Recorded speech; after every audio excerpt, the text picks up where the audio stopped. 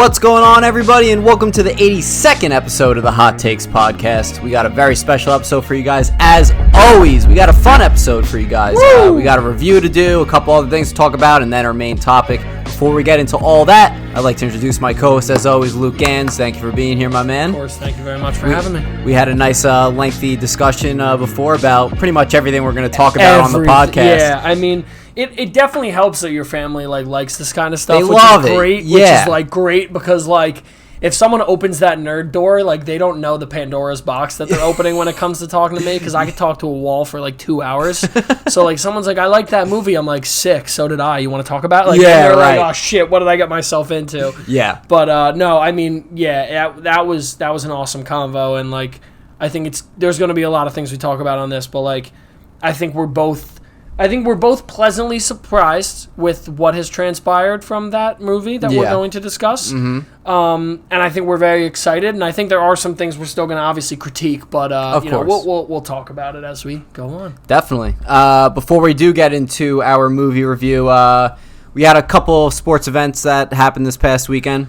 We had the McGregor, if I'm saying this name right, Poirier? Poirier. I've never really been able to. I don't know how to pronounce it anymore, because one time I hear it as Poirier, one time I hear it as Poirier, one time I hear it as it changes every time I feel like I hear someone say it. But right. Yeah, man. I'm a diehard UFC fan. I've loved that sport for all my life. So for it to be in the light that it's in now is amazing. I'm really so happy that it's gotten to this point. Listen, the other day it wasn't what anyone wanted to happen. Everyone wanted to see, and it was a great first round. It was a really good first round. It was exciting. It was fun. Yeah. Very rarely in UFC do they run a fourth fight. It's very rare. That's what I was wondering. So most of the time in UFC, it's 3 fights and that's it, because once you get to 3, someone is the clear 2-1 winner. Unless there's a third fight and it's a draw, which I don't think has ever happened when it comes to the big third fights. Sure. But in a situation like this, you have to run it back, because it's a doctor stoppage. It's not not that it's not a legitimate win, because Dustin was winning. Dustin was winning. He was. That round. I think so too. Yeah. It was a good fight. It was, a lot of people were saying 10-8. I'd probably say it was 10-8, 10-9 on the scorecards. They gave 10 to him, 9 or 8 to Conor. Conor just looked a little flustered after. The thing with UFC, and I don't know if other people will see this the same way, is sometimes guys get surprised when you throw the kitchen sink at them and they don't go down. Dustin's a tough dude. So Conor has knockout power, and it's unfortunate because he's still he's a great star for the brand. Yeah. He's a good fighter, And a great thing I heard from Daniel Cormier, and Joe Rogan or Daniel Cormier, the two of them were talking after the fight. The thing that sucks is he's fighting the best guys. Yeah. So we might have seen the best Conor McGregor gone, but we won't see Conor McGregor gone fully. I mean, the guy he's one of the best of all time, just off of the fame he's created for the sport, the money he's generated. You want to hear a wild stat? I've been telling people this over the past 2 weeks. The 10 most pay-per-viewed events of all time when it comes to fighting, the 10 of them all involve either Floyd Mayweather or Conor McGregor. That is a wild. The top 10. And then if you go down into 15, I think there were still, in the next 5, I think Conor was on 1 or 2, and Floyd was on 1 or 2. So it's almost like the top 15, they control 13 or 14 of the spots. Yeah, that is wild. That is wild, So that shows that it sells, but it was a good card besides that. The co-main event I was actually more excited for, because I really like the guy Wonderboy, Stephen Wonderboy Thompson. Is that why Wonderboy played by Tenacious D? Yeah, I loved when that happened. Did you see Jack Black commented on it? Yes, I did. Yeah, I did. I love him. He's such a good fighter. He's known as the nicest guy in UFC. He's just such a nice dude, such a humble guy, and he fights in a karate stance, which not many guys do. He has such a unique style of most guys when they fight forward. Yeah. He punches and goes to the side. So sways. You can't really read him in the octagon. So it wasn't a good fight, because Gilbert Burns kind of was like, you know what, I know I can out-wrestle him, and I'm just going to put him up against the cage or on the ground and just hold him down. Yeah. Which, again, that's never how you want to win a fight. Like Dana White afterwards in the press conference was like that wasn't a good fight. He was mad. Like, and Dana White is such a, I've said I don't love Dana White, and I think I love him because he's done so much for the sport and he does such a good job. He's the commissioner you want. He's that guy that doesn't give a shit and he'll say whatever the hell he wants, which you like need more of when they run a league, because these guys are so PC and they're like, right. And again, it's guys kicking the shit out of themselves for a living, so it makes a little more sense. You got to have a tougher dude. But he literally said, he's like, yeah, it wasn't a good fight. Like, and it just sucks because Gilbert Burns fought Kamaru Usman, who was the champion in that weight class, and Usman beat him the last time they fought. 2 fights ago, it was Kamaru Usman's 2-fight back. He beat him. So it's just unfortunate because Wonder Boy's 38. He's older. He's up there. So this was his last chance to get, in my opinion, like a title run. If he had won this, he would have gotten the next title shot or the second next title shot. Sure. So it's just unfortunate that we couldn't have seen that, and the way that it happened wasn't that the guy was a better fighter. He was just a better wrestler. So that's the thing with UFC, man. It's an awesome sport in the sense that it's so much more. Again, anyone that's ignorant enough to just say like it's just guys beating the shit out of each other know nothing about it. Like they don't know how this all works, because again, it's so much technique, it's so much skill, it's so much time in the weight room. Like I know tons of kids we've grown up with. I know my cousins have done it. Like I know so many people that have done this. This isn't just like go in there and I hope I can knock the guy out. Right. Like, I mean, look at what happened in the fight with Sugar Sean O'Malley. Did you watch the Sean O'Malley fight? The guy with the dreadlocks and the green hair? Oh, yes. Joker 1 and Joker 2 fighting. The Joker variants fighting. That kid was 9-4 and got called up. He'd never fought in UFC before. Sean O'Malley's like an up-and-coming star in the UFC. Dangerous knockout power. Super quick. One of the best fighters in the UFC. Was fighting this kid. Everyone's like, this is going to be a wash. This kid's going to get knocked out in the first round. And the guy stood up until the 3rd round with him. Yep. And a lot of people are pissed at the stop. I'm torn because here's the thing. In a situation like that, of course you want the kid to finish because he went 3 rounds and he did his best and tried his hardest. But here's the thing. You could have stopped that fight in the 2nd round from that guy just getting beat up. Yeah. Sean O'Malley landed the most amount of significant strikes in the UFC history, percentage-wise, I think, in that fight. Dude, really? That's the thing. If Sean O'Malley was throwing them and missing, then you can make that case of like, oh, you shouldn't have stopped it. Yeah. He was making full-on contact to his face. As much as it wasn't knocking the guy out, guess what? Do you want to get punched in the face 180 times? Talking some major damage. Major damage. Yeah. You know, and again, that's part of the sport, but it's different when it's that, again, if he was getting hit and then was going to Sean and then putting him on the ground or stunning him or whatever, there's a difference. He kept going forward, but there comes a point where Herb Dean, one of the best referees in the UFC, if not the best, he's got to just be like, okay, I've seen you punch this guy in the face enough, man. I'm sorry. I have to cut it. I have to cut it. So people were mad at it, but it was still a good call, though. It kind of depends on what day you catch me on. Because, again, I'm bummed. There was 30 seconds left, so obviously you want to see the kid get to the end and be like, hey, I survived, right? Yeah, and you don't want a stoppage because that's a stoppage. That counts as it would have counted as a loss anyway. Mm-hmm. But it's just unfortunate because you would have wanted to watch the kid do it. But, I as a UFC fan, someone that's watched the sport and I've seen guys get hurt, it was the right precaution to take. I would have liked to have seen it go to the end, but I can't be mad because, bro, let's say he caught him with a kick or a knee or something and that kid didn't get up. Bro, that's what we're talking about. It's just like football. Like football, you wear a helmet, you wear pads.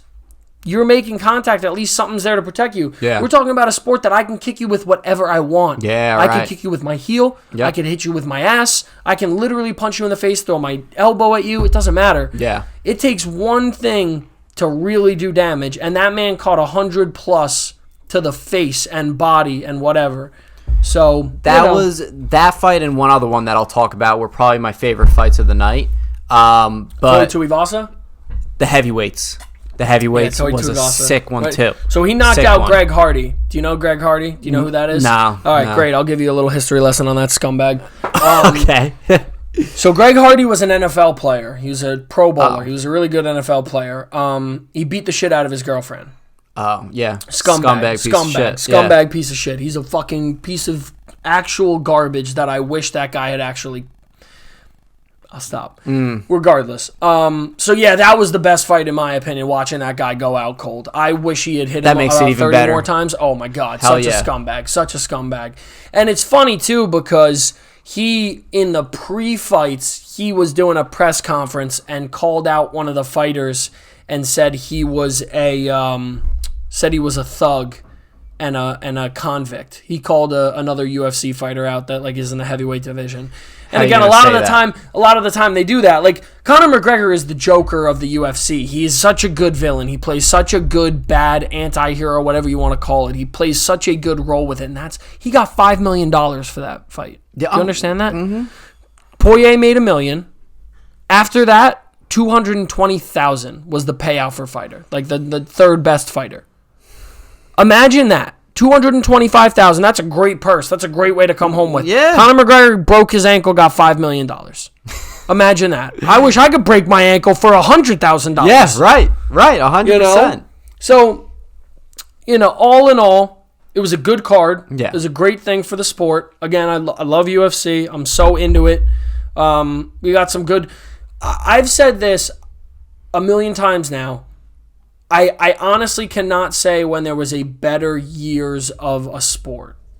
Every year I love football. I'm a huge NFL fan. I'm a biased college football fan and NFL. I'm a Giants fan and an Oregon Ducks fan. But at the end of the day, I'm fans of both sports as well. I love college football. I love football. So I'm a fan. With the COVID year, they weren't fun. They weren't good to watch. Like, I just didn't enjoy it. Like, the NFL is kind of at a good point, bad point. It's some good football, some not so good football. Whatever. The UFC has only, in my opinion, had one bad card in the past, 2 years. Yeah. That's unheard of. Right. That's, so... And that's... they've maybe had a couple... Because they don't do everything as a pay-per-view. Sometimes they do, fight nights. Yes, so right. they'll have, certain fights that are free for people to watch. Out of the 2 years that those have been on, there's probably only been 10 of them that have been bad. Yeah, a dud. Yeah. You're talking about 11 to 15 cards of UFC that have been bad in maybe a 2+ year span compared to you can watch one NFL season and you can have 15 bad games in the first 3 weeks. You know what I mean? Yeah, right, right.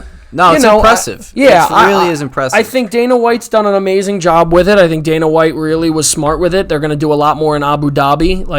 They do a lot there right now in the Dubai, Abu Dhabi area. Fight Island they do there and stuff. But listen, man, it's great for the sport. I also love it because it's such a close, people don't get it when I say it, but it's such a close comparison to soccer. Why do so many people in the world play soccer? Because it's international, right? But the reasoning is because it's so easy to get access to a ball, right? That's all you really need. You make one, you find one, there's a way to do it. People in South America play it, see people in South Africa play it, people in China play it, Russia, it doesn't matter. Yeah. Everyone plays it because you pick up a ball, you make a ball, and you play. Hockey, can't do it. Football, maybe, right. It's not as universally known, right? Baseball, not as much. Japan is big in it. Islands are big in it. United States is big in it. Lacrosse, it's mostly an American sport with a little bit of whatever kind of mixed. All of these sports have either way too much, not enough coverage, whatever it might be. The UFC is that. Yeah. Just like soccer. Right now you have a champion in Kamaru Usman and Francis Ngannou, who was the heavyweight champion, but he was not stripped of his title, but they vacated it because he didn't want to fight soon, which is, I could get into a whole thing on that. It's bullshit. But he's from Cameroon. Israel Adesanya is a champion in his weight class. I don't know where exactly he's from. I thought he was from New Zealand or something. You got another guy from Australia. You got another guy from Africa. You got Charles Oliveira, who's from Brazil. You got a guy from Mexico. You got and the list goes on. Yeah, right. So from watching UFC as a kid, it's crazy to watch in the 20 years I've watched it. It's went from it was a American-dominated sport, and then the Brazilians took over because Brazilian Jiu-Jitsu came in, and now it's broadened its horizons so much. Like, we have American champions, which in, a lot of other sports we don't have because so many nationally, soccer, everyone beats us. The U.S. team, women's-wise, is killing it. Mm-hmm. Men's-wise, we're getting there. We're getting better. But just like, we have American champions here. We have Brazilian champions in UFC. So it's so broad that's what makes me so excited to watch it for the sport. Like, having 3 African-American champions is so cool. Mm. So cool, man. Like, that's so good for a sport because, like, a lot of sports don't have African-American poster childs. Asian true. Poster child, just not poster child in a bad way, just like they don't have that kind of a star in that limelight where the UFC literally has them all over. They've got the Irish son of a bitch, Conor McGregor. They've got the guy, Charles Oliveira, the first Mexican-born champion, just won a month or two ago. Yeah, okay. Brandon Moreno. Yeah, first awesome dude. He's a Lego nerd and a Funko Pop nerd. He's so fucking cool. Nice. Yeah. So just like it's such a great sport to watch when it comes to all that because you understand like what these people do to fight and get in that spot, and it's awesome. So it's impressive. I agree with everything that you just said. And opened my eyes to like how accessible and whatnot it is. It's fight, man. It's incredible. It's how people stay alive certain times, man. Yeah, right. You got to look up Francis Ngannou's story. Francis Ngannou was literally like, I don't want to incorrectly say it, but he was literally working in like the minefields digging, finally got out of his situation in Cameroon, went to France, Paris, lived on the streets in Paris, got like deported 2 or 3 times, finally made it back to Paris, was like going to a gym because he realized how strong he was, and the gym owner realized that he was like leaving his bag in the gym and was like, hey, like why aren't you taking this home? And he's like, I'm homeless. So he like would let the guy stay with him or in the gym, but he made him train with him and fight, and like that's where this guy got, and now he won a world title at the heavyweight division. It's an amazing story. They need to make a movie. Dude. Oh my god! Yeah, there's so many UFC people that you could wait it out, but or a documentary. I think documentaries would be better because the UFC. I mean, like I've seen some pretty bad MMA movies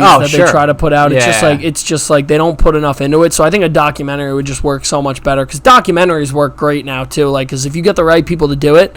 So good, man. They tell the story so well, but that's the 100%. UFC segment. That's the UFC segment for sure. I thought the card was pretty good. I do think it was a little bit of a weaker card than the past couple ones I've been seeing, but the fights were still good, though. Yeah, I mean, it was a weaker card, but it was really, I think, in my opinion, it was only a weaker card because of the main event.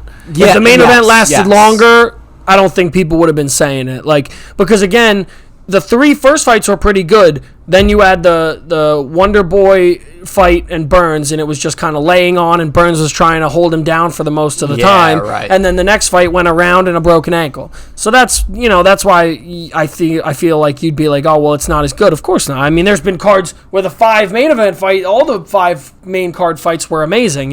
So it all depends, but I definitely understand that. All right, you want to talk a little soccer real quick? Did you watch the game yesterday? Yeah, I did. I watched soccer.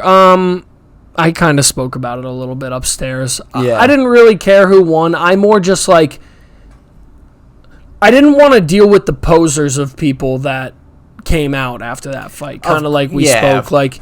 And I feel like not as many people could have pulled off the English poser thing as many as could have pulled off with Italian. Yeah. I mean, I know a couple people that are big Italian soccer fans, so I won't talk shit about them. There are true soccer Italian people that I by no means am talking shit on. Yeah.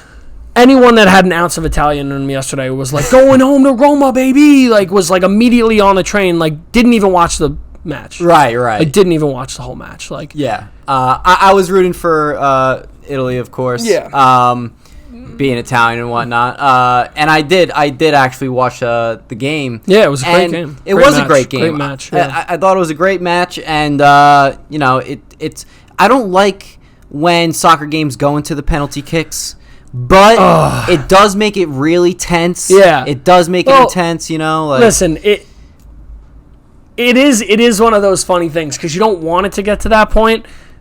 But because if Italy lose, I would have been like, oh, what bullshit. Yeah, but of course they won. It's like, so you're like, well, whatever. But no, you know what, man? At the end of the day, I mean, that I think is one of the most intense sports moments, which is great. It sucks and it's good and it's bad, right? Because it's like you said, it's like Obviously, you don't want to get to that point because you want them to play the whole match. Like, you want them to literally go back and forth, score a goal, make it exciting like that. Right.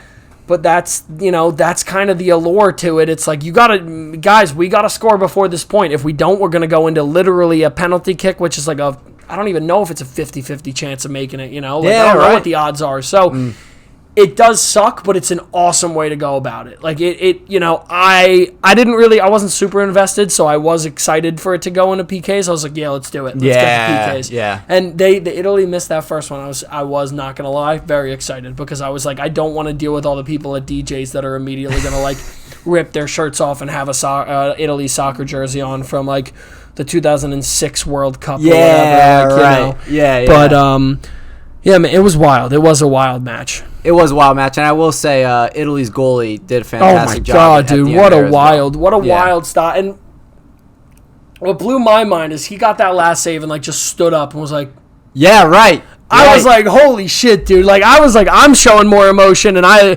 don't even give a shit." And this guy like got that last save, like biggest save in the country's history up to this point. Like now, whatever. He's like. I was like, bet. This guy's stone cold killer, bro. Right. This man just saved his country and was like, what's good? Like, DM me, homie. Like, what? I was like, holy shit. But yeah, I just wanted to bring that up too, just to cover it. A big thing. That was the EuroCup, I believe it was, right? Yeah. Yes, sir. So yeah, exciting sports stuff that happened this past weekend.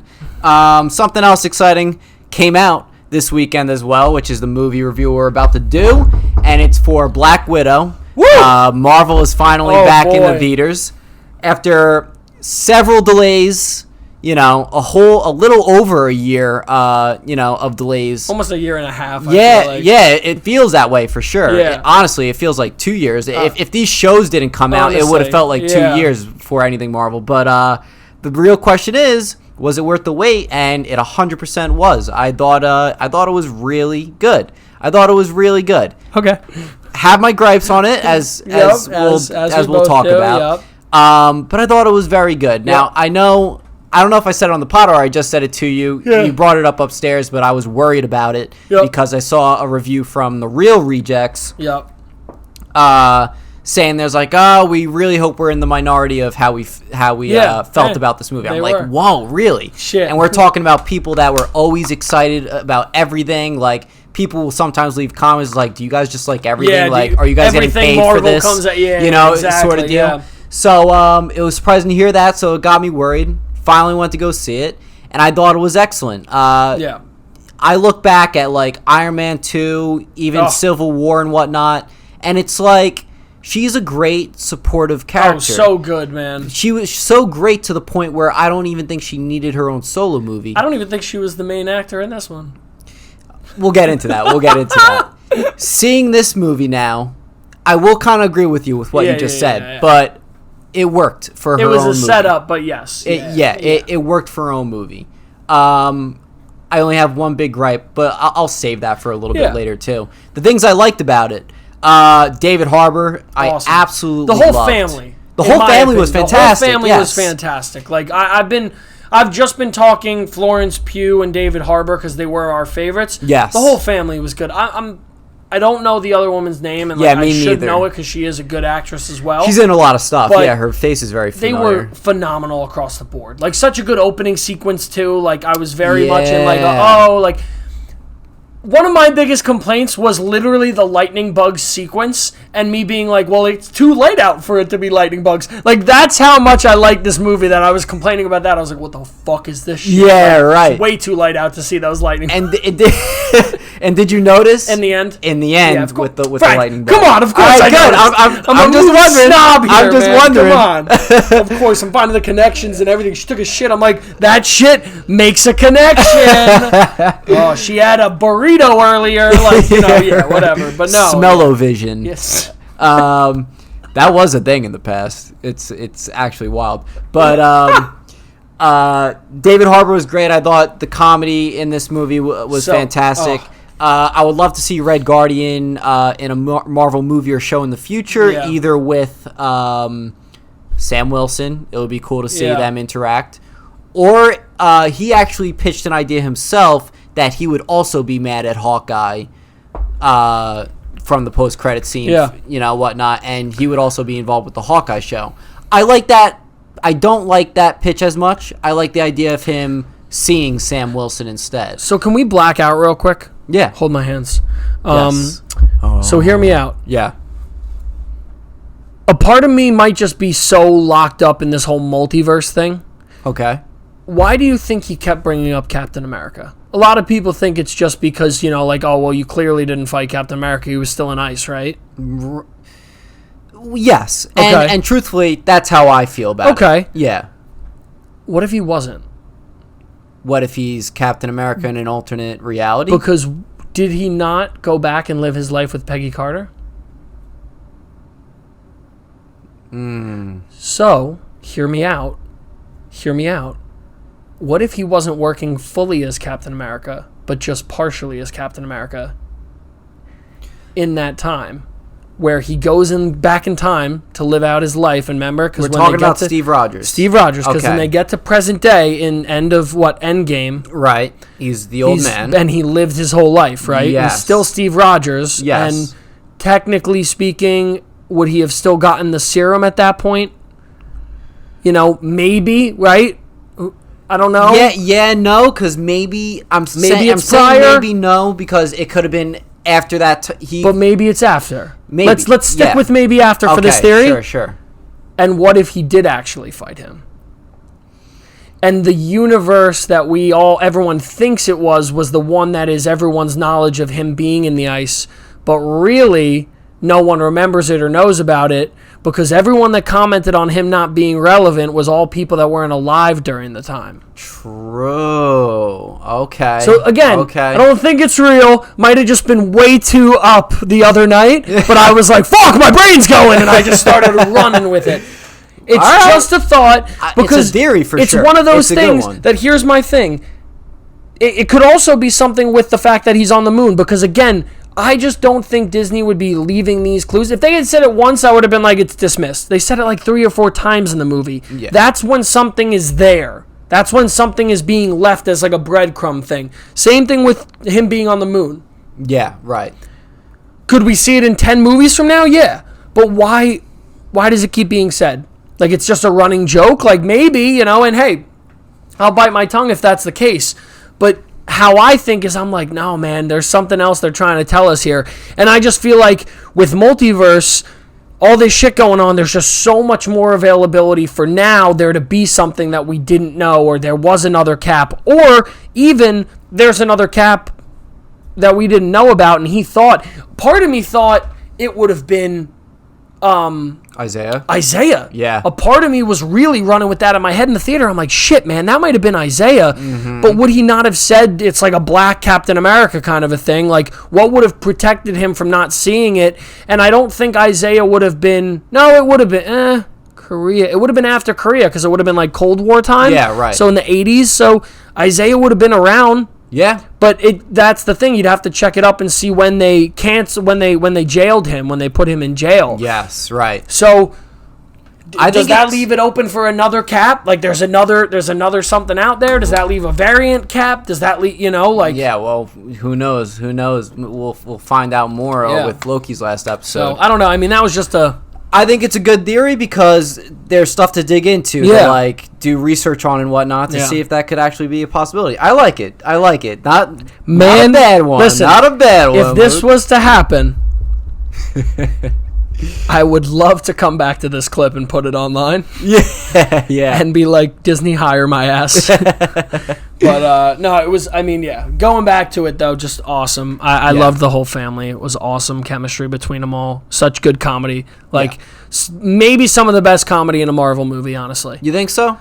Comedy's always front and center with it. I think Ant-Man always does a really good job with comedy, because I think Paul Rudd does a really good job. I think all of them have their shtick, but I thought this movie was so funny because it was the family dynamic, where the Avengers are a family, right? They're all like a disoriented family or whatever, of misfits kind of a situation. This was like a family of misfits, like an actual technical family. So to watch them bicker and fight and stuff, I just was like, this is so funny, because it's like you know what I mean? It's like, oh, it's like a family. Like they're all literally fighting like they're a family. That they when are. they're eating not. dinner and everything was a great scene. The pigs, alone. yo, I swear to God, I thought the pigs. Oh my God! I thought the pigs were gonna fight the agents when they came in. I was really fucking excited for like one of the pigs to just like jump up out of nowhere. Yeah, like that would.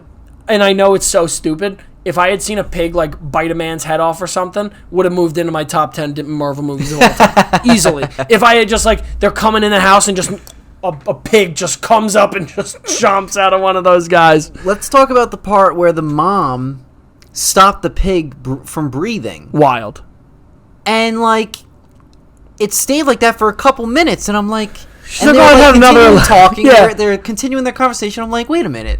This pig's still not breathing. Not breathing. Like, what are you doing? Oh, it had 11 seconds. Don't worry. I was like, yeah, right. I was like, whoa, what? yeah, man, was so crazy. That was like weird to me. But back to the family thing. Yeah, absolutely fantastic. Yeah. Florence Pugh. Florence Pugh was awesome. I think was the best character of this movie. Yeah, I agree.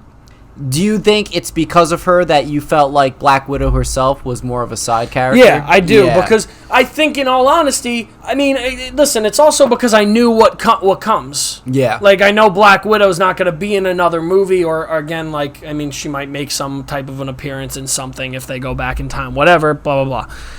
I knew that's the end of hers. Where Florence Pugh, they're literally introducing her, right? And like they're introducing the family, but Florence Pugh is literally going to be someone that is affiliated with the next phase of Marvel. So I think it's under the assumption that like she's taking on the role of Black Widow now. Yeah, but she's gonna be in the Hawkeye.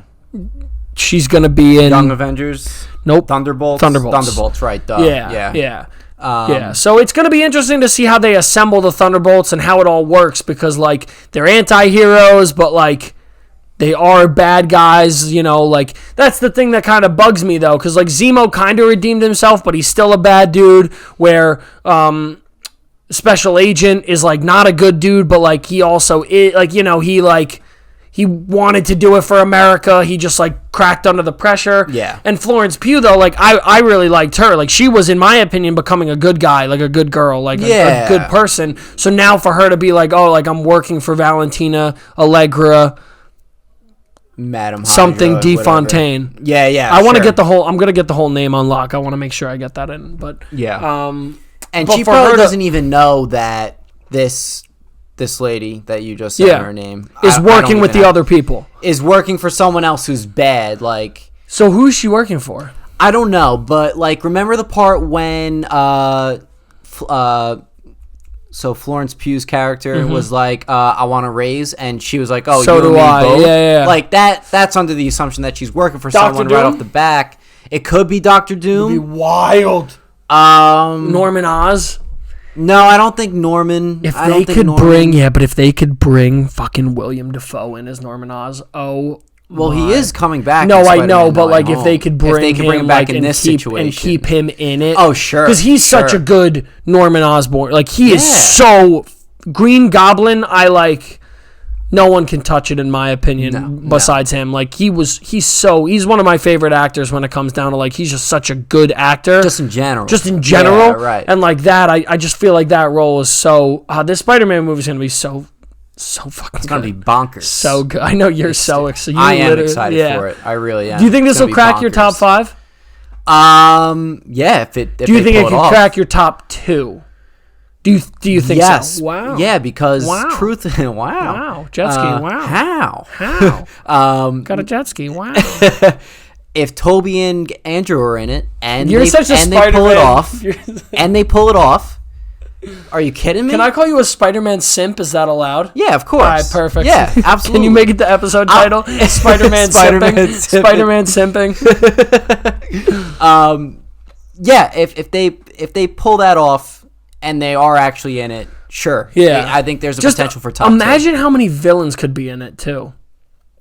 That's the only thing I'm worried about. Well, because they're going to have Green Goblin, Doc Ock, Electro, and then I think Vulture's going to be in it. No, but isn't it all of the like the Sinister Six? I think so. So if it's the Sinister, well, who Is Doc Ock in Sinister Six technically or no? Yeah, but like there's always been a bunch of variations of the team Of the and Sinister whatnot. Six, yeah, You yeah. know, Because like in the Spider-Man game, isn't one of them the Star? Doesn't one of them have a star in his that's face? yeah. Well, Electro or Shocker, one of the two. Yeah, I know who you're talking about. But like in the Spider-Man game for PlayStation, Doc Ock was the one who put the Sinister Six together instead of Vulture. Yes, instead of Vulture or instead of whoever, right? So I'm thinking Scorpion's going to be in it because he was teased in Homecoming. Doc Ock. Oh yeah, he saw him in Homecoming, right? In the remember at the post-credit scene? Yeah, he saw Vulture. Yeah, Scorpion, Vulture, Doc Ock, Goblin. Is it who's the Hunter? Craven. Craven the Hunter? Isn't who's supposed to play him? Aaron Taylor Johnson, but that's in like the Sony universe. Really? Yeah. They're not bringing him in? No, and I don't think they ever will because Aaron Taylor Johnson was also the MCU's Quicksilver. Yeah, so I don't think they would ever do that. True. You know, but anything's freaking possible. Anything is possible! Variants, multiverse, all this. So who really knows? Who really knows? If we could get like in this movie, like Hulk, we could get the variant, like the other Hulks too. Like Gray Hulk and everything like that. No, from the other movies, like the bad movies. Oh, yeah. Like imagine that, like dude, have a whole Hulk fight going on. Yep. Like cuz there's 3 Hulk movies, right? I mean, there's 3 Hulk actors, I'm saying. You could even bring in what's his name? Classic Lou Ferrigno? Yeah. Why not? I'd be down for that. Why not? Hulks? Yeah, bring him in. That would, in my opinion, that would be so cool if they could do that for like. Besides that, though, I don't think there's anyone else. No, like no one else. No one else is Norton. I forgot the guy who played him in Hulk. Hulk is the only. But I'm saying like Hulk is the only one, right? And then besides that. There's no other older movie, you know what I'm saying? Like Hulk was the only other old superhero movie. Yes. Like there was no Iron Man, there was no Captain America, there was Spider-Man's. Yeah, Spider-Man, X-Men. Spider-Man. Yeah. And then X-Men, yeah, because X-Men dominated it before Marvel's Iron Man and stuff came in. Yeah, right. But dude, a lot of stuff to freaking think about, man. And it's just crazy like that. They tease multiverse and everything, and we still have such a way to go before like Spider-Man and Doctor Strange that it just keeps us thinking and whatnot, and more ideas. Because now it's Shang-Chi. Yeah, Shang-Chi, Eternals, Spider-Man, Doctor Strange. Doctor Strange is before the end of the year, right? No, that's going to be into next year. Really? I thought that was November. Is that Spider-Man? Spider-Man's December. November's Eternals. Shang-Chi is September. Yeah, we're close, boy. We're close, but still kind of far. But then we're getting Hawkeye before the end of the year? We're getting Hawkeye before the end of the year. Hawkeye before and I the think end She-Hulk. Of the year? And, I think. Or Miss Marvel. Aren't we getting the What If series or whatever, too? Did that already start? Did you see the trailer for it? No, I didn't. Oh, dude. Is it good? Yeah. I saw something on it on Disney Plus or whatever, but I didn't look at it yet. But I gotta, because I saw Peggy Carter in the Captain England suit or whatever. Captain Carter, yeah. Captain Carter, there you go, yeah. Or but Captain Britain sometimes. Captain Britain, yeah, whatever it is. The case may be. I saw that, I was like, ooh, cool. Yeah. A lot of cool scenarios they showed in that. They have one scenario where it's Ultron in Vision's body, and he has all the Infinity Stones. He has this crazy cool looking sword. And that's the scenario. It's like, what if Ultron created Vision's body and got all the stones, like what he was trying to do in Age of Ultron, and got all the stones, all the stones. Intense. And stuff. Then they recruit Thanos to fight. If I see good Thanos, I'll fucking nerd out so hard. That would be cool. Like Thanos, or if he joins the Avengers, because he does in a comic book. Yeah, Thanos with the gauntlet, but like. Thanos with the gauntlet, but no stones. Just like power. Yes. Just like super strong. That would be awesome to see. Super strong, dude. That would be freaking awesome to see. But yeah. More on Black Widow, though. I want to talk more Black Widow. Let's go into the gripe that I have, which is Taskmaster. And also a little bit of the other villain, too. The main villain. The main villain of the Red Room. The Red Room guy. Was his name Nikolai or... I forgot whatever the name, his name honestly. was. Yeah. So Taskmaster first. Cool action with him. Yep. Her. Oh yeah, you're right. Monster. Cool action with her. But my problem is that here we go. I'm going to get canceled. It is a her. And that's not Taskmaster. So yeah, let me just continue with this. So his name in the comics is Tony Masters. You know what they called her in the movie? Antonia or something? It's like, oh, did they? I see what you did there. So there's that. So like, it's a variant of her in ways, you know, of him. I mean, in ways. Listen, I like that they tried to do their own thing. I like that they tried to add more depth to the Taskmaster character being more related to Black Widow because, as we all know, it's the daughter who she tried to kill. Yep. To get to him, didn't do. So I understand the depth of it. Leak. This is spoilers. Spoiler review. I understand the depth they were trying to put to it, but I just didn't think that depth was like needed. Like that connection was needed. Yeah. I think it should have been Tony Masters working for the guy in the Red Room, and that's it. Yeah. That's it.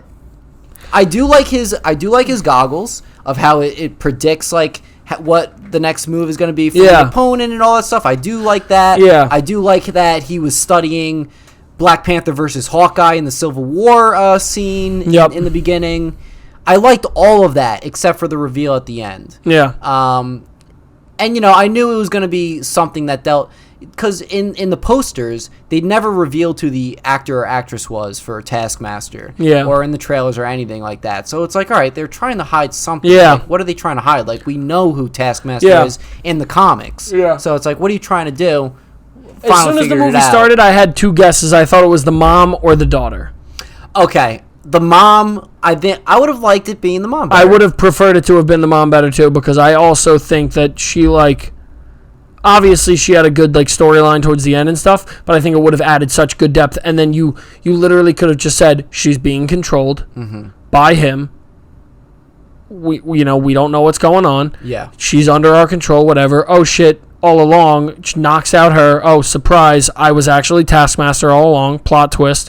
And then at the end of the movie, when they're on the ground, oh, Mom, he's dead now. You're not under his control anymore. And fixes him, and then boom. I like that. And you know what? Now that I'm thinking about it now, maybe it was a good thing that it was the daughter. Because, that plot point kind of showed that Black Widow wasn't the best person in the world back in the day before the Avengers. Like, she literally tried to murder a little girl. Understandably so. Understandably to kill the main guy. I know it's fucked up, but sometimes you have to kill the thing to make the greater good. It's kind of like the baby Hitler scenario. Everyone says, oh, would you go back and kill baby Hitler? Yes. Mm-hmm. Yeah, I mean, I have all the same gripes. I feel the same way. I think... I think they did a good job for it. Yeah. I just don't think we were as happy. And it's not about it being a girl. Sticking to the comics, it is. I would have loved for them to have followed a lineage like that. And, again, it would have made even more sense if Taskmaster got away. Sick. Right. And it was the guy. He was working for him. He was under his control. Taskmaster got away.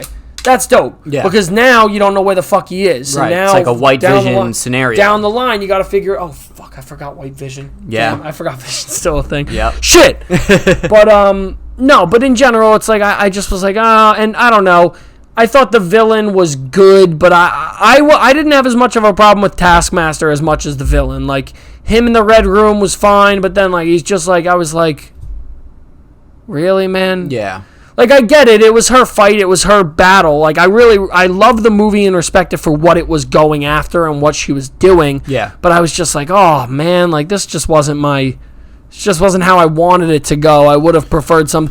Also, I'm also an asshole, and I was oh, I wish we did 2 post-credit scenes, but we only got 1, and I was pissing up a storm off that. I'm this is so annoying, but when the credits first started rolling, I always look up after a Marvel movie. Yeah, same. How many post-credit scenes there are, whatever, and they said 2. Yeah, they said 2. Oh, okay. 2, and I couldn't find anything, and it was just right. And people are saying the first post-credit scene was when she has the blonde or white hair, and she gets the Quinjet. That's what people were saying was the first post-credit scene. It's no, that happened during the movie.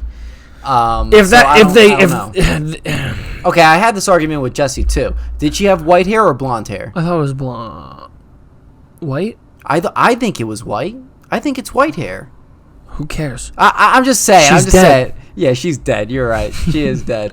Get Jessie down here. Jessie, I gotta break this to you. She's fucking dead. It doesn't matter. Her hair's decomposed by now.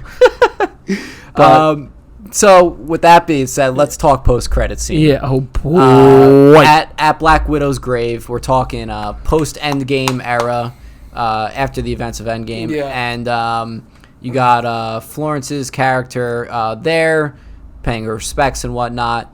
And, well, I mean, we already touched base on this already. But the thing we didn't mention was that Florence's target is Hawkeye next. Because what's her name again? Victoria Allegra De Fontaine, right. whatever Victoria was like, this is the reason why she's dead. Boom, Hawkeye. Boom. And like, all right, Slash yeah, I Ronan. mean, I would be pretty pissed at that. Yeah, I'm going to go after him. Yeah. You know? So this is a major lead up for the Hawkeye show. Who knows if that'll be the main focus, but we will see. To my knowledge, I think the main focus is him teaching his daughter. That is definitely Which the will main be focus. wild because every one of these shows has been leading up to show us the Young Avengers, right? No one's even talking about it, and that's what I think's really fucking cool. Yeah. We're all too focused on what's going on in front of our eyes, but we don't realize that, like, Isaiah's son or grandson? I think grandson. Isaiah's grandson. Also, where's his son? That'd be a really good thing if, like, maybe he was facts. plot Yeah. twist. He's somewhere else. He's like a good guy or a bad guy, Yeah. whatever. Isaiah's grandson. Wanda's kids. Yep.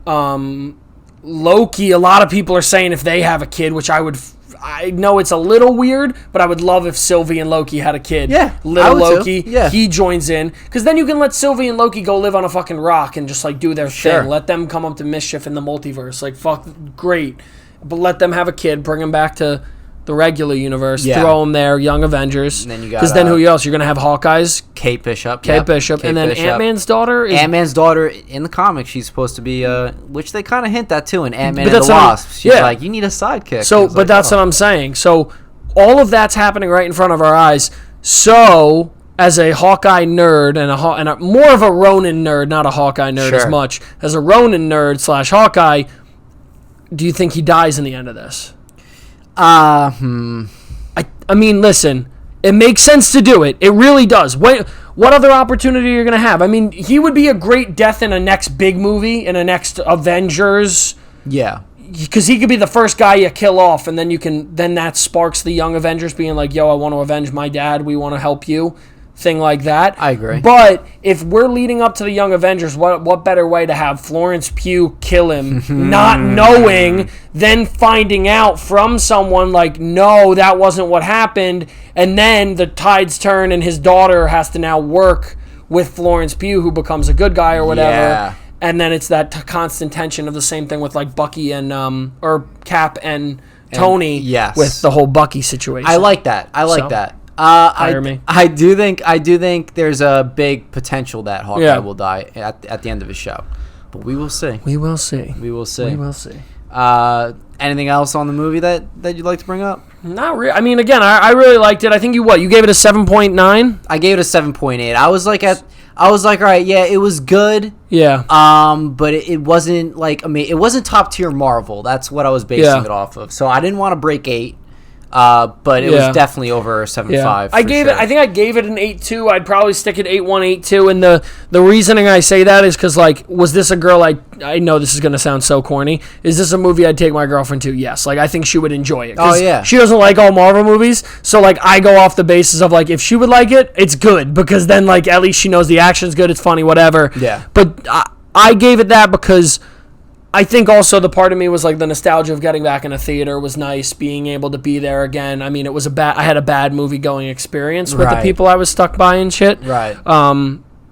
But like at the end, I just told them, I'm like, can I get my ticket back and like come to another movie? And they're like, yeah, no problem. They're like, just tell us earlier next time. I'm like, yeah, I was going to, but like I wasn't leaving the movie. Like I wasn't gonna leave the movie because of them, you know, like I wasn't like right. I was there to watch the movie. All these kids were there to just kill time, and then the family behind me was watching it, but they were watching a reckless 2-year-old. Yeah. Like I was there to watch the movie alone, so like, you know, I'm not gonna leave the movie to go get a credit to come back. No, like I'm gonna finish the movie. I'm gonna go and be like, I hate to be that Karen, but I'm like, listen, I'd like to come back to a future movie. Yeah. And I'm not fucking paying because that was bullshit. I wouldn't mind being a Karen in a movie theater ever if someone was going to be annoying like that. Dude, especially that I just got back. That was my first movie besides Tenet. Yeah. We saw Tenet by ourselves. Mm-hmm. Literally. Mm-hmm. That was an awesome time. Even if you didn't like the movie, that was like... No, it was. Dude, we could have done whatever the fuck we wanted. Yeah, fact. We never before have I been in a theater like that where it was that empty. No, that was so cool. You know, completely. And again, I liked the movie, so like for me to be in there, I was like, yeah, and you like, were like, guys, right, yeah, right. But we don't have to go into Tenet right now. Walking Dead. One last thing I'll bring up about Black Widow is when all the other Black Widows were fighting Black Widow herself alone. Yeah, I thought that was an awesome fight sequence. Scene. Yeah. I thought it was an awesome fight sequence. Yeah. I wish there was more of them. I know that sounds odd, but well, there is more of them just scattered around the world. Yeah, I know there was a lot of them already, but I wish there were like more. Like I wish she got dropped into a pit. Right. That would have been cool. Like the what is it? The terracotta warriors, like you know how like do you know what I'm talking about? The clay terracotta warriors and like like there's the thousands of them that were built under like a tomb or something. Yeah, like, I would have loved if she had gotten like thrown in by him and just like down below just thousands of them just like chilling, training, and then just been like bet some Matrix here, like Neo versus all the Agent Smiths or something of that nature. And then she had to like, of course, like you know, catapult up or whatever. They're all like following her. It would have been good, but I still loved it. Like I said, no, me too. All right, that'll do it for our news roundup and our news roundup and movie review. We're going to move on to our main topic of the night, which is the top 5 streaming services to date.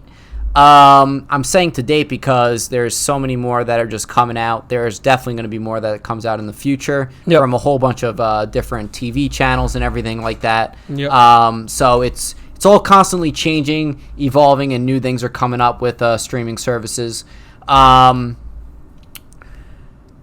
We did a similar topic before, which was the top 5 Netflix shows. So, we'll get a little bit more into that. I have one honorable mention, and then I actually made 2 different lists. Oh. I made one list for the streaming services that I watch the most, and then another list of the ones that I think like how I would actually rank. Yep. Yeah. So if you want to do the same thing too, like what you watch the most, or maybe that's what you base your list off. Already, you know. Yeah. If you want, you can do your. So what is you said your list is top 5 you watch. To watch the most. So I could just run through that one. Do that one, and then we'll both do our 5 of like the other one. All right. First, I want to bring up my honorable mention though, which is Crunchyroll. It's a big anime streaming service. Something that I don't have, but it's something that I really want to get soon. So it's an honorable mention because it's something I'm interested in, and once I actually get it, I know I'll be using it a lot. Yeah. Especially when I want to delve back into anime more and more. Little side note, did get back into anime a little bit, watching Demon Slayer now. I saw that, yes. And it's pretty good so far. I'm only like 4 episodes in, but pretty good so far. All right, so the top 5 streaming services that I watch the most. My number 5, which is the one I watch the least and that I own, is Hulu. Hulu is great. I just don't watch that often because I don't think they produce... They do produce a lot of original content. Mm-hmm. Just not that you watch. Not exactly. Not that I watch. And also what kind of backs me off from Hulu is the ads. I don't have like the upper paid subscription where it's ad free. So that's why I watch it the least. It's primarily because of the ads, to be completely honest with you. Then HBO Max is number 4 for what I watch the most. I really only used HBO Max for the Snyder Cut so far. And actually, did I see something? No, that's it so far. Okay. But I love the concept that Warner Brothers, for this year only, that Warner Brothers is releasing the movie in theaters and on HBO Max at the same time. Yeah, that's great. So it's a cool feature there for that. All right, so third that I watch the most, Amazon Prime Video. I love The Boys. I love Invincible. I love The Boys more than Invincible, but 2 still amazing shows. And there's that. Then Disney Plus as number 2, strictly because of the Marvel shows. I do love Mandalorian as well, so I'll always tune in when that comes in. I'll also be watching Boba Fett. Book of Boba, baby. Book of Boba. Coming out. So that's my number 2. And the thing that I watch the most is Netflix. It's literally my go-to every night. Put it on Trailer Park Boys. Put it on the Midnight Gospel. Like anything, stuff I've already seen before. Yeah, too. it's just a default. It's just a default set in my mind just to put on Netflix and put on one of like 3 shows, and that's really it. Like sleeping shows sort of deal. So yeah, that's where I rank it in what I watch the most. Netflix number 1, Hulu being the last, and everything else in between. If you want to do your number 5 first for the top 5 ranked. I'll do that, yeah. So I'll just really quickly say I put Amazon Prime outside of my top 5. Okay. So I would have loved to have put Amazon Prime on there, and I really liked Jack Ryan, and I really liked The Boys. I obviously told you how many times to watch The Boys. Loved it. I just don't think there's enough on there. I just don't think there's enough content for right now. I mean, it's good. It could get better. I think the thing you'll see with the 3 that I have is this one and the next 2. The biggest problem is that they did well and now they're not as much because of the old content that's been removed. And it's really because back when there was no this, was no that, was no this, there was a couple other streaming services that didn't exist. Yeah. Others were doing great. Right. Because they had everything. I have every fucking property. You can't literally touch me with a 10-foot pole. So that's why I'll go into my number 5. And I've always been an anti-Netflix guy. Mm-hmm. And that's why it's my number 5. Netflix is I don't watch as much Netflix as I used to. I occasionally put certain stuff on. My girlfriend loves Netflix. Just for me, I don't love their content. Their original content's not my favorite. I think it's good. I think,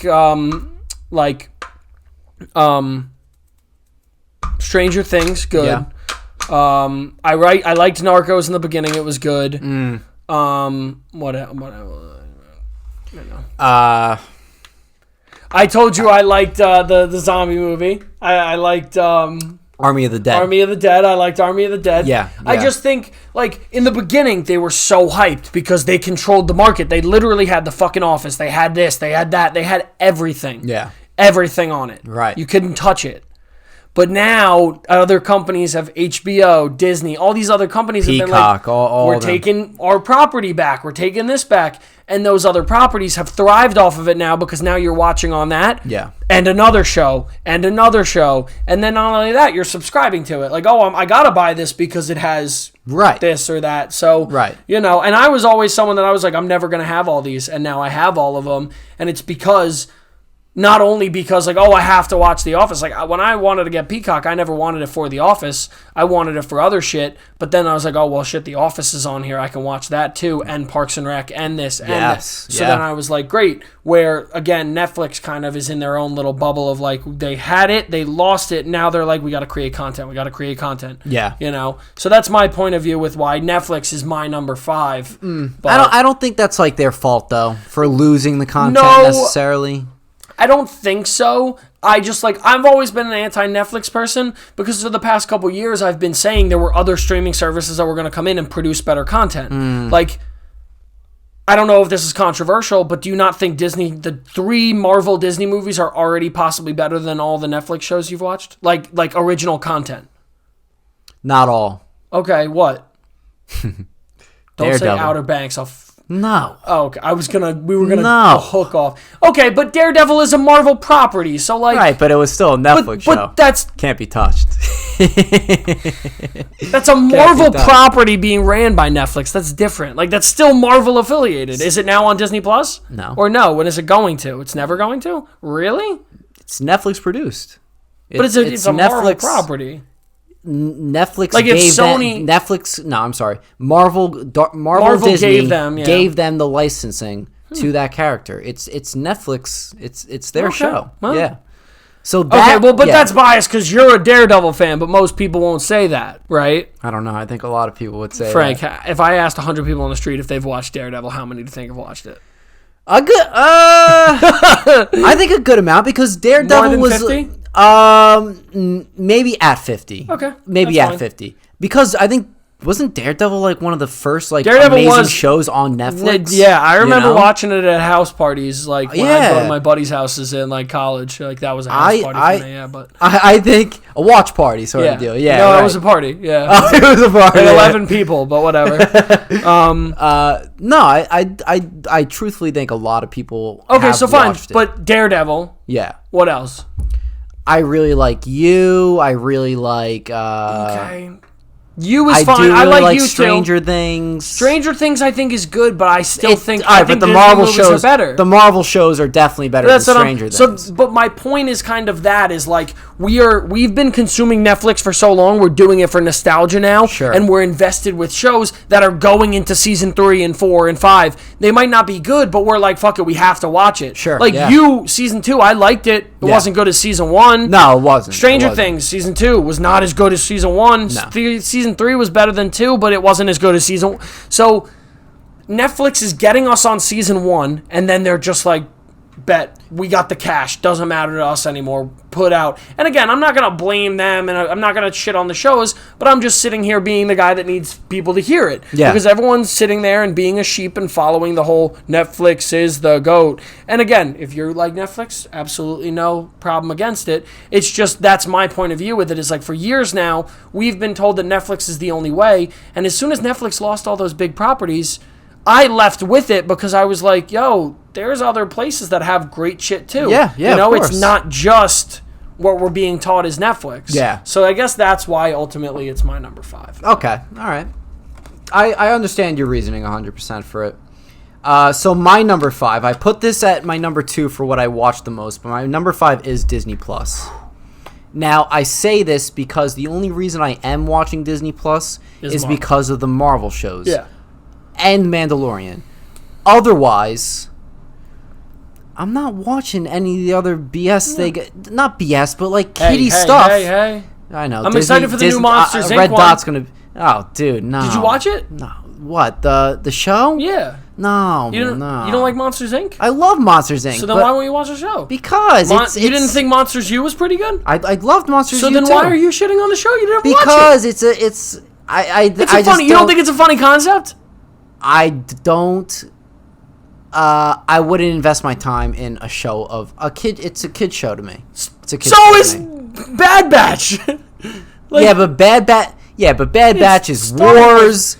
People are dying. I think Monsters Inc. would be fun to watch. I have it all downloaded on mine. I'm gonna watch it. I'm sure it's good. I'm sure it's good, but I don't think I'm watching it. I think you're being a little harsh. I don't know. The fact that they are even making this, they're making a Moana show too. I'm like, no, just make another movie. If anything, I'm not going to invest my time in a whole show. Yes, but it's not you. It's them. It's the kids. That's what's smart about Disney. Yeah, but that's why I'm saying I'm not going to watch it because it's for the kids. Moana I won't watch.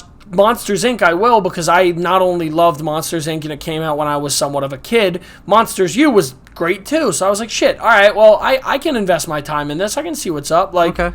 I'm a Disney head, so it doesn't matter to me. I'm like, fuck it, I'm in. So that's just my. I mean, listen, I love all the Pixar movies. Yeah. I am a big fan of Disney too. I think it's too much of a kiddie aspect to it. No, I get that. I respect that. I'm not gonna go to that right away to find something to watch unless it's something I'm in the mood for. It's like, oh, you know what? It's a Pirates of the Caribbean kind of day. I'm gonna go on. I'm gonna go on Disney Plus. You know, so something of that sort of deal.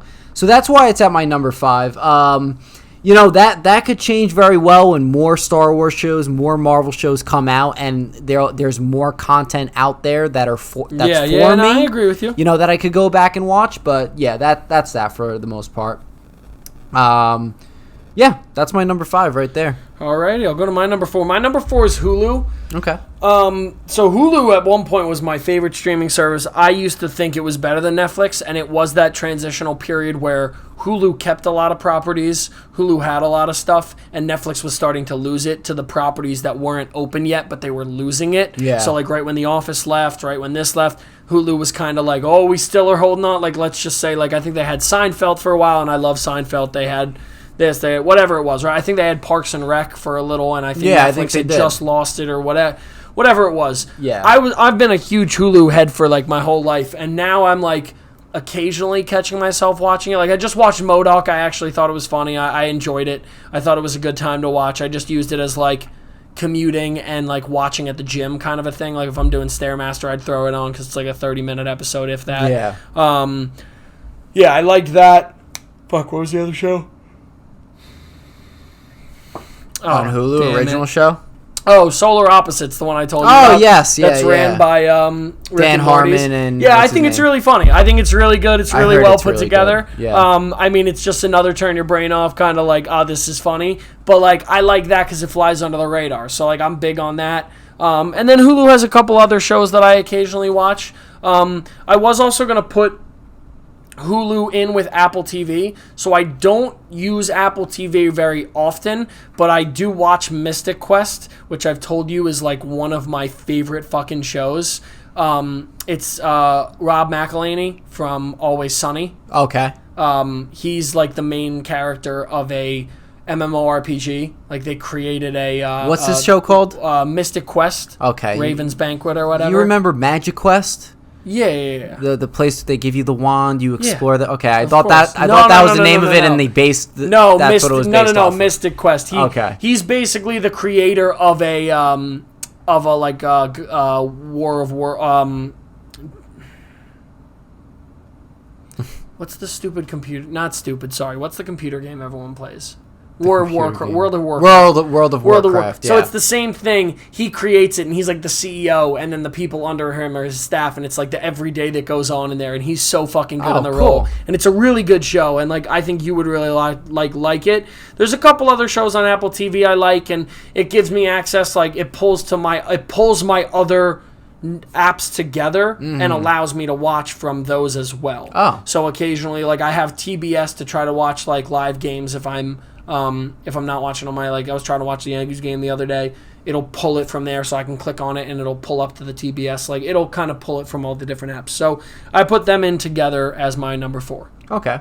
Didn't even think of Apple TV, to be honest. Yeah, it's like, I mean, there's not enough there. I mean, there is enough there, but there's like, you know, it's kind of like Amazon Prime where it's got a few things, but besides that, it's like we don't think of it top of mind, you know? Also, I think Apple TV. Yeah. I think Apple TV, like it's only their original content. Like they're not borrowing stuff from other things. That's impressive. Yeah. That's impressive, and somewhat of a risk to take. Yeah. Apple TV that's cool. They gave me a free like year and a half of Apple TV. Yeah. Like a year and a half ago. I just like had to pay my first subscription for it or whatever. But they did a good job in a year and a half where I was like, you know what, I watch enough of this that I can pay $6 for it. Yeah, so I was right. like, fine. Like, you guys got me. Don't worry about it. I want to mention, too, that all these streaming services that we're talking about, even if they are our number 5 and whatnot, they're still great. All still great, I mean, this is why we have them, is because they're good and they have a lot to offer. So exactly. I just wanted to bring that up. If you want recommendations on them, ask us. We will gladly give you some recommendations on which ones to get. So my number 4 is the same as yours. It is Hulu. Like I said about the ads thing before, I think that's a real downer for me. And the other thing is, too, they do have original content on there, but I don't think it's the best original content. As far as movies go, you know, a lot of this is becoming like not a cult classic yet because it just came out, but a cult following to it. I think it's on Hulu. Oh, no, it's Amazon Prime. The Tomorrow War. That's Amazon Prime, right? Okay, all right. Forget that point I was about to make then. But there was one good movie I watched on Hulu. It was called Palm Springs with Andy Samberg. Yeah, the one where they're stuck in they're stuck in like a time loop. Yeah, and they live the same day over, right? Dude, I thought that movie. Yeah, funny. We talked about this because you said it was dark, right? It was dark. Yeah, funny, dark, and the mystery element of like why it's happening. How are they going to get out of it? That sort of deal. I love that movie. I thought, I rated that like a 9.2 or something nice. on my IG. Frank Tomatoes. Yeah, Frank Tomatoes. Frank Tomatoes. Yeah, that's what I got in there. Rotten Franks. Yeah, right. So that's the only original movie that I watched from them, and it was really, really good. As far as original shows from them, I don't Handmaid's watch Tale any. was the one you haven't watched yet, but that's like the one that's like they're one of their biggest properties. Right? Yeah, that shit is like their number 1. Have you watched that? I'm watching right now with my girlfriend. It's pretty good. I think it's like Orange is the New Black for me, where it's a good show, but I'm just not getting into it yet. Like I'm trying. Like I'll be there eventually, but Yeah. Hulu also doesn't have The Walking Dead, so I can't support them there. They don't have The Walking Dead. There you go. Yeah, Hulu's good. But yeah, I'll go to the positives of it now. Hulu is still a very good streaming service. When a new episode comes out of something, it's on Hulu. They're good. They're good with that. That's fantastic. Well, because they have the live TV aspect. So I mean, I don't have it, but I know a lot of people that have Hulu as live TV instead of getting cable. And honestly, looking back, part of me wishes I fucking did that, because honestly, like my Verizon bill is so much money, like so much more than I would like to pay for it. And like me and my girlfriend watch a couple channels. Like we watch Food Network, Yankees, Bravo, and like ESPN and whatever. Like that's all we watch. Like we watch a couple shows, but then like occasionally if I'm scrolling through and I want to go watch FX or whatever, TNT, whatever it is, I don't even have those channels because I'm already paying like $165 a month to watch my 80 channels. So it's robbery. Right. To pay $20 more, I get a couple of those channels back, but I'm like, I don't watch them enough. Yeah. And I have so many streaming services, like, but it just sucks because sometimes you're scrolling through the TV and you're like, oh, I'd love to watch Ragnarok, but you click on it and I don't have it. I'm like, right. Oh, okay. Yeah. I'm trying to like look on Hulu right now and see what Solar Opposites, Letterkenny, The Way Up. That's their original shit. Hulu's very good with anime too. I'll point out as well. Before Crunchyroll was on there and everything like that, like Hulu was the place to go for it. But that's all I got on Hulu as my number 4 there. My number 3. A new runner into the party, but Peacock. So Peacock's my number 3. I did not think that was going to make it on any of our lists. It only made it on my list because I was the first person to shit on them so hard. It's a terrible name. So hard. I hated it. Yeah. But they got WWE Network. They bought WWE Network for like $400 million. Something stupid. So WWE Network closed and they now are uploading all their properties onto there. So now I get all my WWE like pay-per-views through Peacock, so I watch it on there. Is that what sold you right there? That was some of what sold me, but Office went there, Parks and Rec went there, all of those shows went there, so I was like, oh, okay, great. And then they were promoting the John Wayne Gacy documentary that I told you about, the guy that killed all the kids. That was a spectacular documentary that was done. So I only watch it for a couple of things, but I put it there because I'm like, you know what? In the time that it's been here, what they've uploaded, what they have on there, it's really good content. Yeah. And they own all of those properties, so they're putting up that stuff of, Peacock, the typical, all your shows and stuff. They also allow me to download, so I like that. If your thing allows you to download episodes, like most of them do now, but Netflix does, Hulu doesn't. That I'm not sure. I know for a fact Netflix does. Netflix does. I don't think Hulu does. And Peacock's layout's actually pretty cool because, you go to Peacock and you get, news at first, right? Mm-hmm. So, I'm getting, news articles, what to watch, all these different things that are coming out. Then I go to the channels, all the channels that are on. Then I can go to browse, and then we got all this stuff. So, I'm watching Grown Ups, or I'm watching The Office, I'm watching Parks and Rec, you got Yellowstone. Have you watched Resident Alien? No. Resident Alien's a stupid show it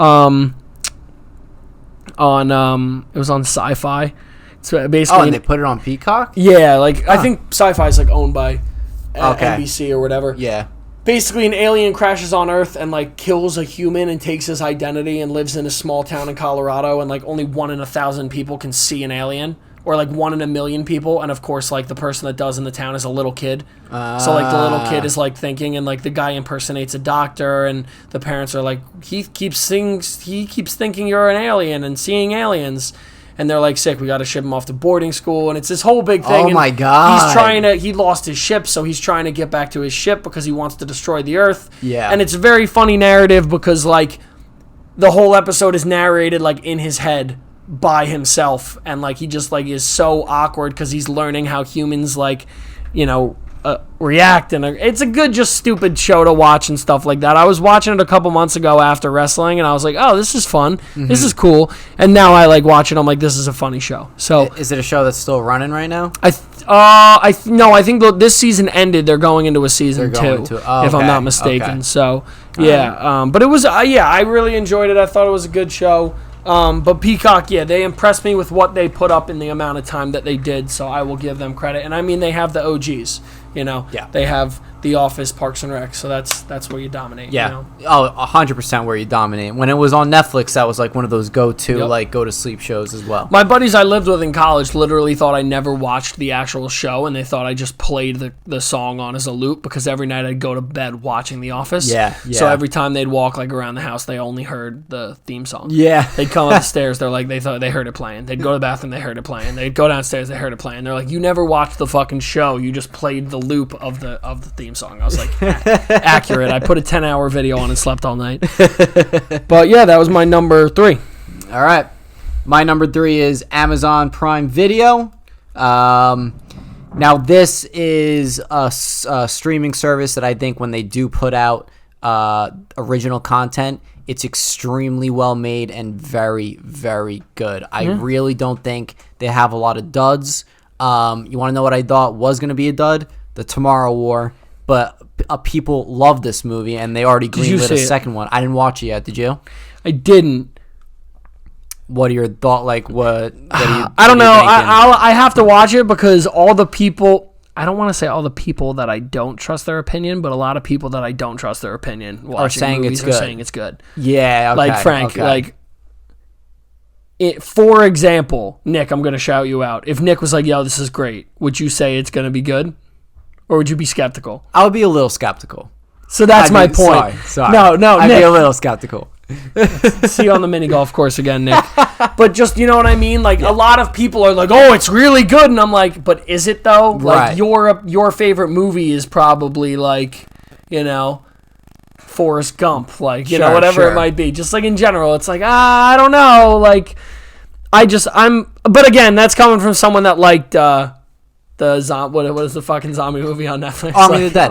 Hey, don't even compare something like that, because it was a decent movie. I loved Army of the Dead. I'm a zombie guy. I'm a zombie guy. But yeah, no, I'll have to see.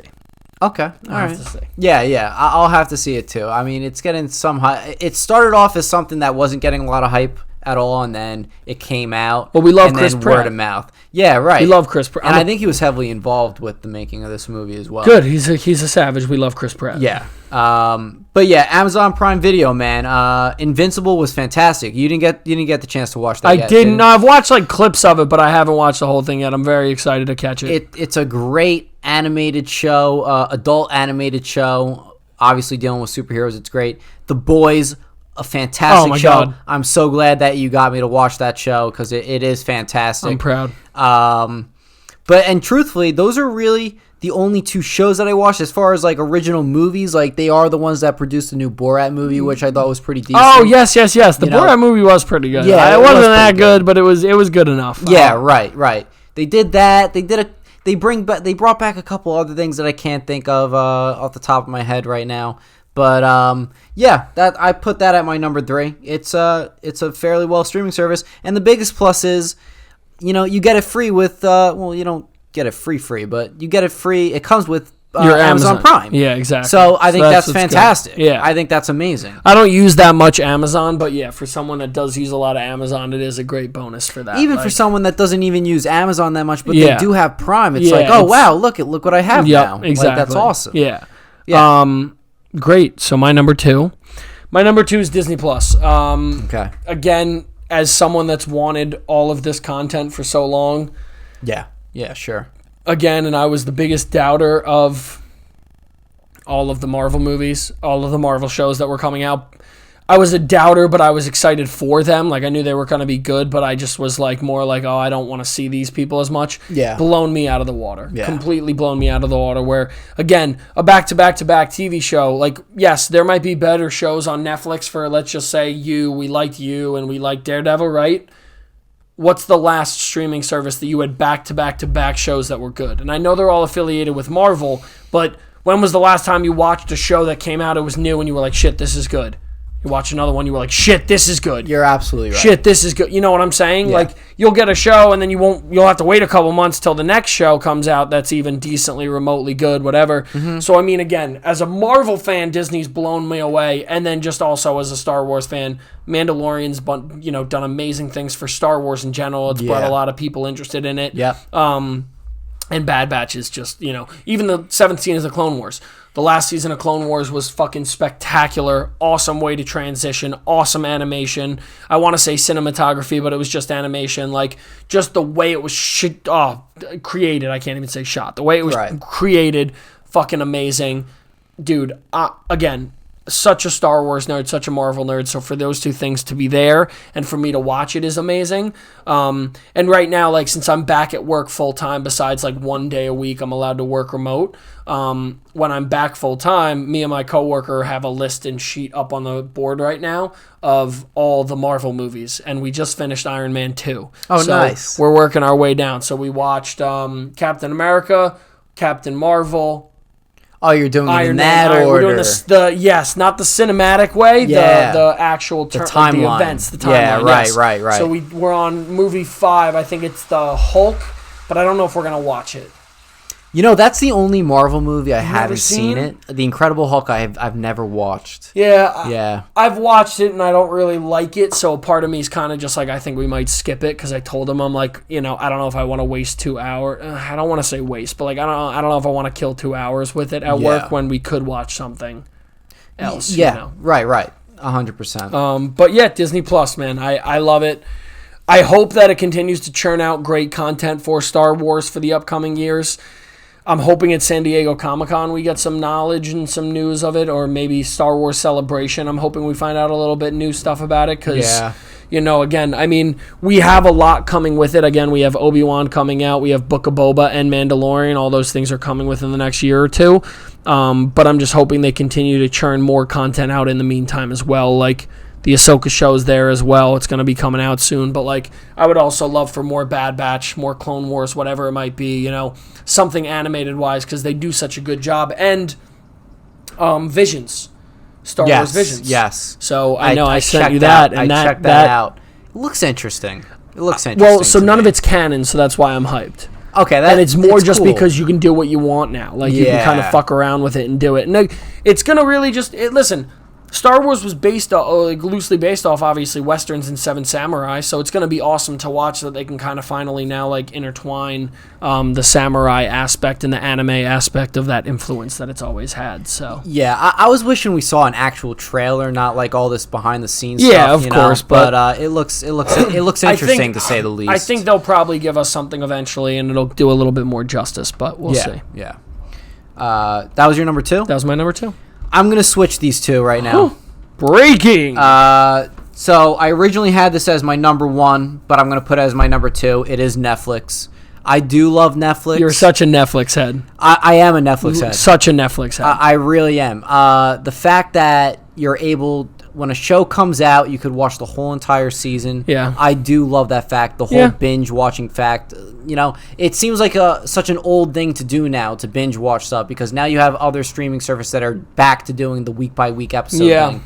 So, like, binging is like becoming a thing of a past in a way, in a sense, but not really. But I love that fact of it. Netflix has amazing shows. Like, to go down the list of most of them, what we already said before, like Stranger Things, Daredevil, Punisher. The only thing Punisher was okay. No, Punisher was good, man. Come on. Are you being serious? Or you're fucking with me? You right also now? loved Golden Fist. Golden Fist. Shut the fuck up. Okay. Oh my god. All right. Golden Fist. Their movies are hit and miss. Army of the Dead, for example, was a good one. A bad example of a movie, I don't know, one of the Adam Sandler movies that he put on there, except for Hubie Halloween. What? I was waiting for you to say Hubie Halloween, but you love that. I love Hubie Halloween. Oh my god. Great movie, man. Come on, God! What? Not a great movie. It was okay. For Adam Sandler movies nowadays, it was a good movie. Grown Ups has won 15 Oscars, so calm down. Okay. And yeah, I think Netflix produces a lot of great original content, and some of it isn't full out original. Some of them is just produced by Netflix, like I don't know, like Fuller House. Yeah. I'm not saying I like that show. Yeah, I get it. Yeah, they produce stuff. Things from the past. They revive things from the past, which I think is cool. Can I make one counterpoint to you? Yeah. So here's my thing. Netflix has always stuck to their guns in having that streamability. Like, just binge it. I think we're spoiled as a society now when it comes to that. So as much as I think we all would love to have a show accessible that we could binge watch it in a day, right? Yeah. I don't want to say it promotes laziness, because it like doesn't. If you want to binge it, you can do it on your own accord. Sure. But there's just a part of my old school headness where I love the fact of you gotta wait. Like, I watch Loki, I'm like, fuck, man, would I love to watch another one right now? Yes, but oh boy, does it make me think for a week, which is sick. Yes. So I think the reason Netflix succeeds is, like I said earlier, I'm not the biggest Netflix guy. They give you all that content to kind of erase the fact that it wouldn't be as prevalent if it wasn't all at once. Do you know what I mean? Yes. Like, if you watched a show on Netflix, Stranger Things, maybe it would survive. Maybe. Then you get into some of the other shows, like Punisher, Daredevil would have been okay. You get into some of their other shows. If it wasn't bingeable, would you wait a week?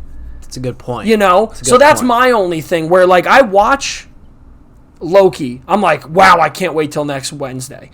I watch Bad Batch. I can't wait till next Friday. Whatever it is. I'm that guy that I'm like, holy shit, feed me. I want to watch this. Yeah.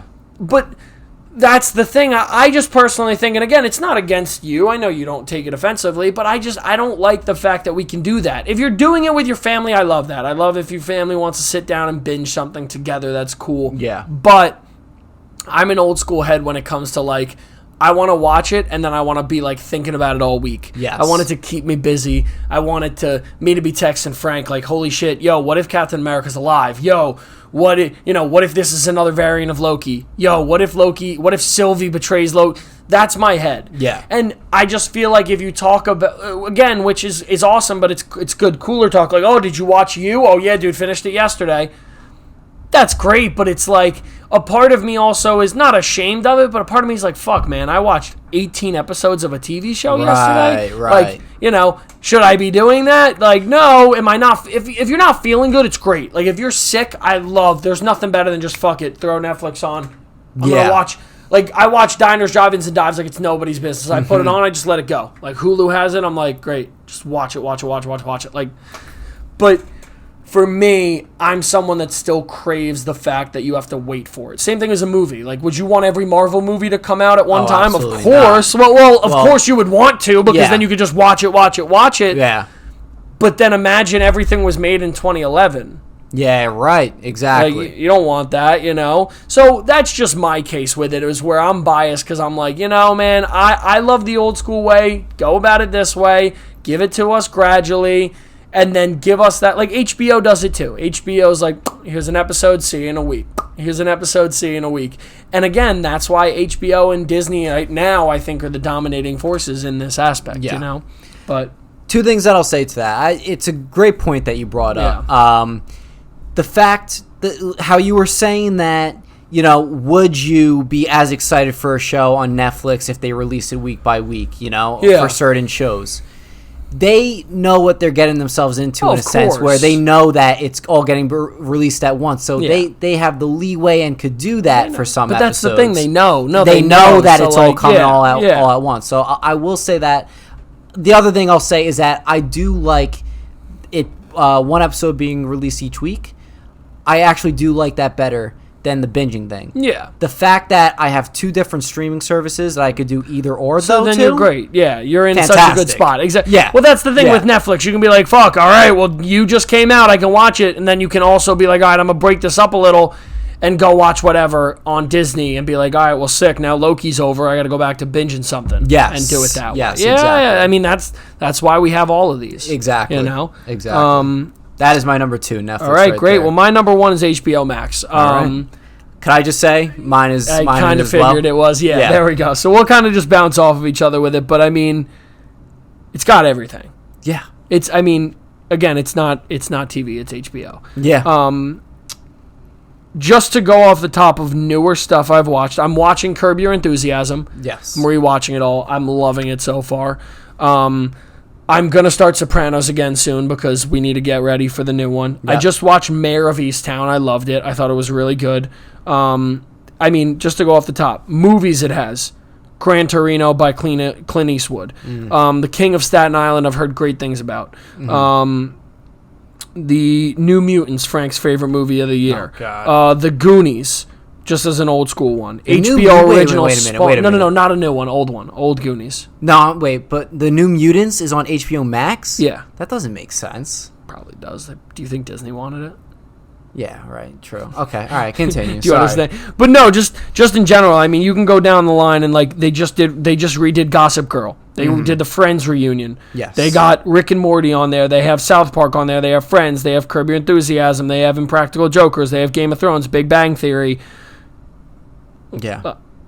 You know, it's just like it's so fucked up. Like, and again, I think the thing that separates them is the content they put out. They have all of the filler. Yeah. Like, again, Adventure Time's on there, regular shows on there, Harley Quinn's on there, Rizzoli and Isles, just bullshit that they put in there. Yeah. But then they have your bingeable shows now that are over. Sopranos, The Wire, Game of Thrones. Right off the top, 3 of the greatest shows of all time. Sure. Then they have things like Euphoria, which is apparently great. I know. They have Sex in the City, which is great. I don't watch it, but I've heard it's great. They have Fresh Prince on there.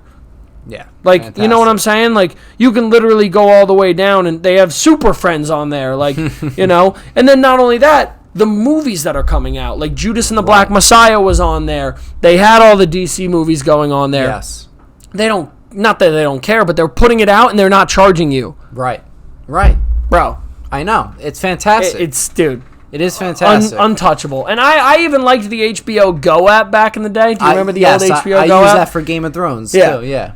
We used to watch it, remember, when That's we right, did on the the projector. projector. Yeah, we'd that's watch right. it because it would come out immediately. We'd go right to the thing. We'd give it like 5 minutes, and we'd do it. Yeah. And yeah, dude, I just, it's untouchable. But I don't know if you have anything else. So. No, you said it exactly what I was gonna say, because truthfully, I don't watch HBO Max that much. Yeah. But I just know that they do have everything. It's so nice as a comfort blanket. It's literally a comfort blanket that you can be like, I just want to go watch a movie, and you know it's there. No, right. No, you're 100% right. It does have everything, and the other point you brought up is that they're releasing these movies in theaters and on HBO Max for free. That's a big part of it. It's fantastic. Not like Disney Plus where you got to pay an extra 30 bucks for it, you know. Like I said, for some people it could be worth it. For I'm not others, going to do it, but it makes sense for parents, dude. Yeah. Yo, listen. A parent, just like going to a sporting event, like you buy tickets that are only $20 a ticket, but you spend money on food, concessions, beer, whatever. Yeah. Same thing with a movie. Imagine you having to pack your car up, get your kids in, get your kids dressed, make sure they're in the theater, keep them down the whole time. They can't go to the bathroom. You want to watch the movie. You got to watch them. Hella money on the snacks and money everything. on snacks. Yeah. You know they're going to want more. You know they're going to finish it all. Yeah. Then they're going to have to pee or poop. Right. Now they get to do that at the freedom of their house. Oh, fuck it. I'll pay $30. That's how much 3 tickets would be. My whole family's going to sit down. There's 5 of us. Right. So does it make sense to the single buyer? No. Does it make sense to the family buyers? 1,000%. My cousin has my Disney Plus, and she has like a separate account for her 2 kids. I logged in and gave it to them. Okay. And she just uses mine, and she just buys the movies on there. So if I ever want, I can just log on to their Disney Plus and watch Luca or watch this. Yeah. So I know she's going to buy it. She doesn't buy the Disney, the Marvel shit, but I'm like, hey, I know she's gonna buy all the animated stuff, so I know I can go watch it there. So it's always great. No, that is awesome. That is sick. Question for you: do you think that this is the new way of how things are gonna happen? Like, I know Warner Brothers said that this is the only year that they're doing the movie and in theaters theater release date at the same day, but with Disney Plus. Do you think they're going to continue doing for certain movies, have it released in theaters and also the $30? Do you think that's going to be a permanent thing now? I mean, honestly, I think if I'm Disney, I would say why the fuck not? Like Disney's still making money in this way, and they can charge you $30 to go watch it, and they're going to get, what, 1 million buys of it? A million times 30? What's that fucking math, you know? Like, that's a freaking lot of money they're making. Yeah. So if they can get pre-sales and pre-buys off that alone, and then they're still going to get tickets, it's like a no-brainer. It is a no-brainer. For HBO and stuff, that'll be interesting to see, because I'll be very intrigued to see like what they do after this and like going into the new year. Like, oh shit, should we start charging people? Right. Like, if they charge me $10, I'll buy movies for $10. That's fine. Like, whatever. That's not bad at all. You know, I'll make the conscious decision where I'll be like, you know what? If this is just me and my girlfriend want to do a movie night, maybe, then I'll buy it. Yeah. But it's like, no, if I really like this movie, maybe I'll go to the theater and spend the extra $10 and get an IMAX ticket, you know? So I think it depends, but I would like to see them continue to not charge us. Yeah. But we'll see. Yeah, we will definitely see after this year. Yes, sir. But all right, those are our lists right there. That's it. Pretty electric conversation. Pretty I'd say, electric, on bro. streaming services Listen, and whatnot. You know, I think we're a little too passionate on streaming services. If you no, I definitely think so. I think so too. This was actually a hard list for me to come up with. I agree. I typed it out in like 5 minutes, and then I was like, "Fuck," and moved it around. I was exactly. like, "No," moved it around. I'm like, and even going into here, I was like, do I really mean that? No, move that. And I was like, right, you know, I last minute just changed my number again, 2 and 1. you know, Netflix, should it be at my number 5? No, Netflix puts out decent content, but like for me, it's my 5 because like I used to be a Hulu head. I loved Hulu, loved Hulu. So like I got to give respect to Hulu because I'm like, I know it's there. Peacock is big now. Yes. Because I've just been watching more of it. But like you didn't even have Peacock on it. Apple TV, same thing. Like you know, so it's a crazy world we're living in, bro. Definitely is. I'm very curious to see what else comes of the streaming service world as well. What other channels are going to do? What other companies? We should do this in a year from now. Yeah, definitely. We should definitely check it out and see how our views have changed. Yeah, 100%. But yeah, that'll do it for us. Luke, thank you for joining us tonight. Of course. Appreciate it. And for you guys, thank you for watching. If you like this episode, make sure to like, subscribe, and share. And also follow us on Instagram at Podcast with Frank. I'll be posting clips of the podcast and other projects on there for you to check out. Facebook and Twitter, Frank Videos. Check us out there. Frank. And that's pretty much it. So without further ado, have a good night. Peace out. I lit a house on fire in a blackout, and it looks exactly like the house was in the trailer. And nobody got hurt, but I almost went to prison for 5 to 15 years. Wow. You know, so that's why I got sober, you know. Wow. Yeah. Do you really remember that night when it was set ablaze? Like, do you remember exactly how it happened and everything like that? Yeah, we were talking about it. I mean, it's just insane how similar that the house looks like. I mean, you didn't see the trailer, so you don't know, but it's the same kind of overhang. So, I mean, that particular weekend, I was like in school. I was in high school, you know, and somebody just gave me, I was at the point where people would just hand me pills, and they were just, I was on my own pretty quick, where it was just like, people were so afraid for me that they would come over to check on me and just to like almost watch me to see like if I would like crack. Yeah. You know, it's like to deal with something so heavy, people were just like, they were over it.